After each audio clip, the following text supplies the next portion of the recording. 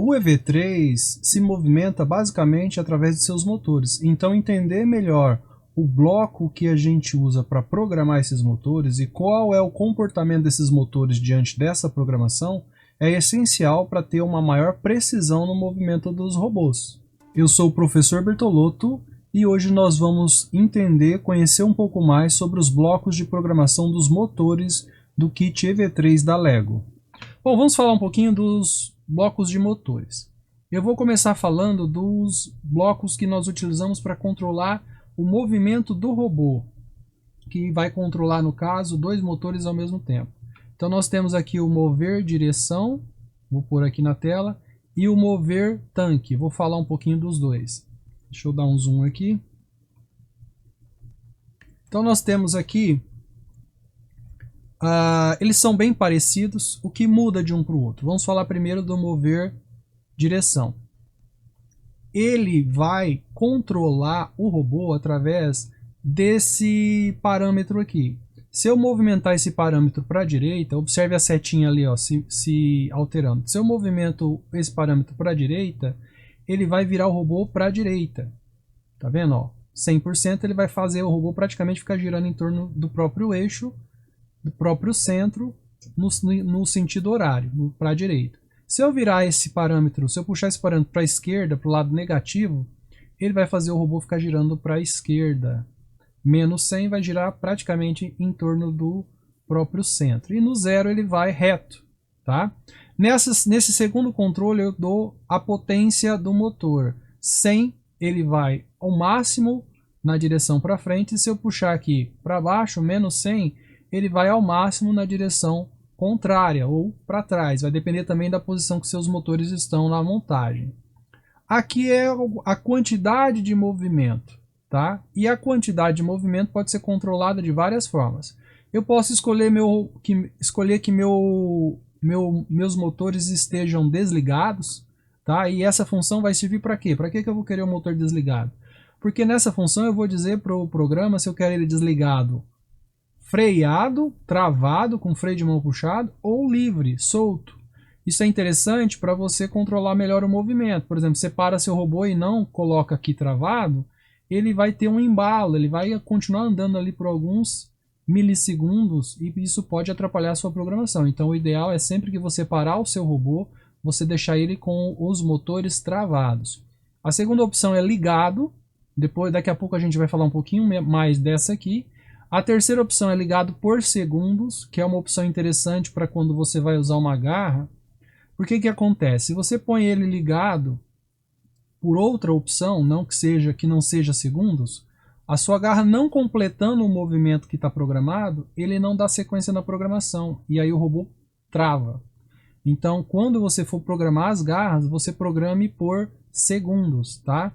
Aí vai ter que ser feito vários testes para ver quantos segundos é necessário para a tua garra fazer o movimento que você está esperando. Se for o caso de uma situação onde a garra corre o risco de não completar o movimento. Se não for o caso, você pode estar usando ligado por graus. Aí você vai dizer aqui no movimento quantos graus você quer que o motor gire, né? Em segundos você vai dizer quantos segundos você quer que o motor fique ligado.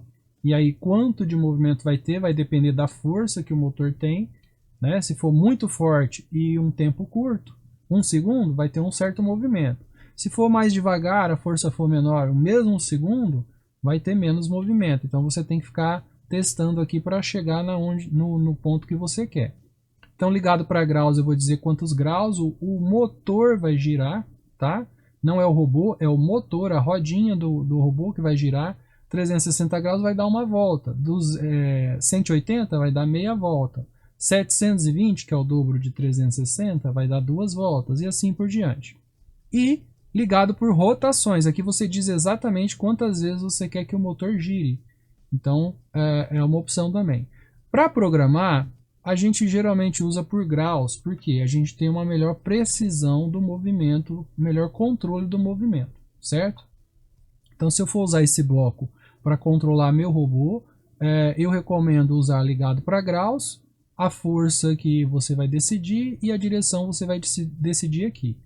Nesses pontos aqui, você decide em quais portas os motores estão conectados. No caso, meu motor está conectado na porta A e na porta D, certo?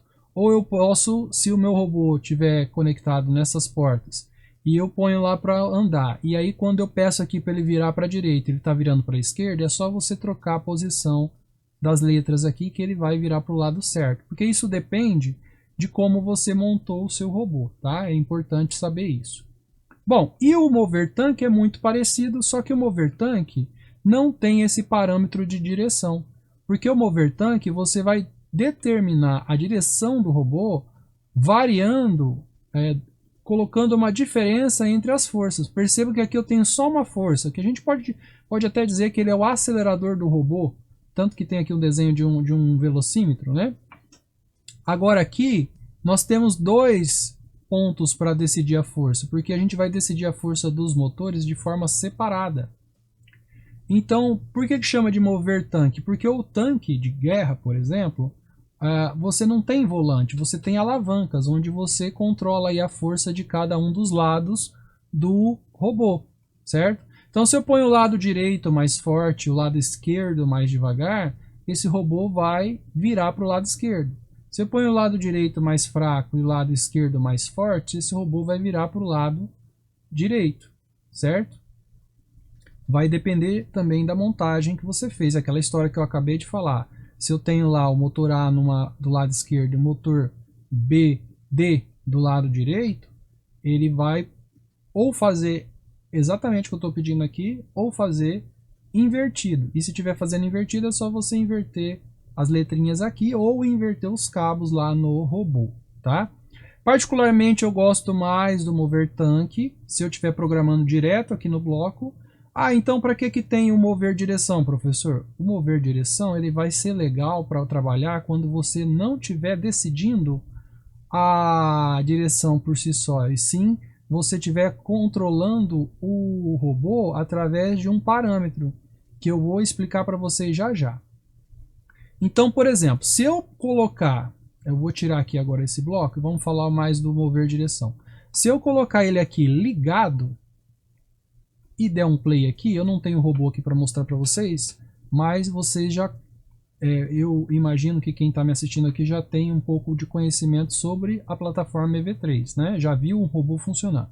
Então, se eu der play aqui, o robô vai andar para frente com uma força de 50, se tiver conectado lá os motores D e A, certo?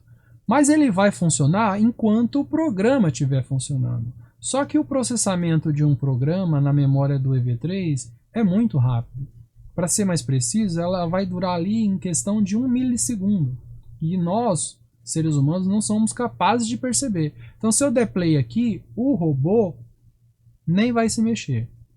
Para esse bloco ligado, que dá a impressão que vai ficar ligado para sempre, mas ele fica ligado enquanto o programa está funcionando. Então o programa vem aqui, começa aqui, chega aqui, ele acaba, ele desliga o robô. Ele passa por isso aqui em 1 milissegundo, então não dá tempo nem de mexer o robô, certo? Para que esse bloco tenha, funcione como ele está falando aqui, que ele fique ligado, eu vou ter que pôr aqui um ciclo que vai fazer esse bloco ficar se repetindo e esse programa nunca acabar, porque esse ciclo aqui está configurado para funcionar de forma infinita. Então aí o meu robô vai ficar andando para frente com a força 50 infinitamente. Não é o que eu quero também. Então eu posso estar pondo esse robô aqui, esse ciclo, para trabalhar por ciclos, uma quantidade determinada de ciclos. E eu vou dizer aqui quanto eu quero. Por exemplo, se eu puser aqui 1000, que esse ciclo, lembrando que eu acabei de falar, esse ciclo ele fica ligado, cada volta aqui que o ciclo faz demora 1 milissegundo. Então se eu coloco 1000 aqui, 1000 milissegundos é o mesmo que 1 segundo, né? O milissegundo é a milésima parte do segundo, é você pegar o segundo e dividir em 1000 pedaços. Então você tem aqui o programa trabalhando por 1 segundo. Mas o que nós vamos fazer é controlar esse ciclo através de outra situação, através de uma situação lógica. Eu vou fazer dentro dele um teste que, se for atendido, se for confirmado, o ciclo termina. Se não for confirmado, o ciclo continua até que o objetivo seja alcançado. Daqui a pouco vocês vão entender melhor do que eu estou falando, tá? Então, como é que eu posso estar movimentando o meu robô? Vamos fazer o seguinte, nesse programa principal, a gente vai colocar alguns parâmetros que são importantes para a gente calibrar o robô. Como eu disse para vocês, o robô, ele erra. Ele erra porque a roda patina, ele erra porque talvez um motor liga antes do outro, é uma diferença de milissegundos, mas vai influenciar no movimento. Ele pode errar porque pela montagem o robô não está balanceado, ele vai começar, é igual um carro, né? O carro quando não está balanceado, começa a puxar para um lado ou para o outro, então ele não vai andar perfeitamente em linha reta. E ele erra porque na hora que eu mandei ele virar para um lado ou para o outro, ele pode estar enroscando a rodinha de trás e aí ele não vira perfeitamente. Então existem várias influências. Ele erra porque a bateria pode estar baixa, pode estar fraca, porque num dia eu programei a bateria estava num ponto, 100%, no outro dia eu fui programar a bateria estava menor, estava com 50%, por exemplo. Então esses fatores influenciam muito no resultado que o robô entrega. Então a gente pode estar criando aqui parâmetros que a gente usa para balancear e contrapor os erros que o robô vai apresentar, que a gente vai dizer e vai chamar esses parâmetros de calibragem, que a gente vai usar para calibrar o robô. Para usar esses parâmetros, a gente precisa entender melhor como funciona aqui os blocos matemáticos. Principalmente esse primeiro bloco aqui, que é o bloquinho variável. Então no próximo vídeo nós vamos falar sobre as variáveis, como nós podemos definir parâmetros ali no início do programa e assim possibilitar que nós possamos, durante a programação, no meio da programação, a cada treino, fazer uma calibragem do robô, e isso acaba, de certa forma, evitando que o robô cometa alguns erros por conta de interferências externas. Eu quero agradecer você que chegou até aqui. Se você não curtiu o vídeo, peço para você curtir, compartilhar esse vídeo com quem precisar e se inscrever no canal se você ainda não for inscrito. Até o próximo vídeo. Tchau!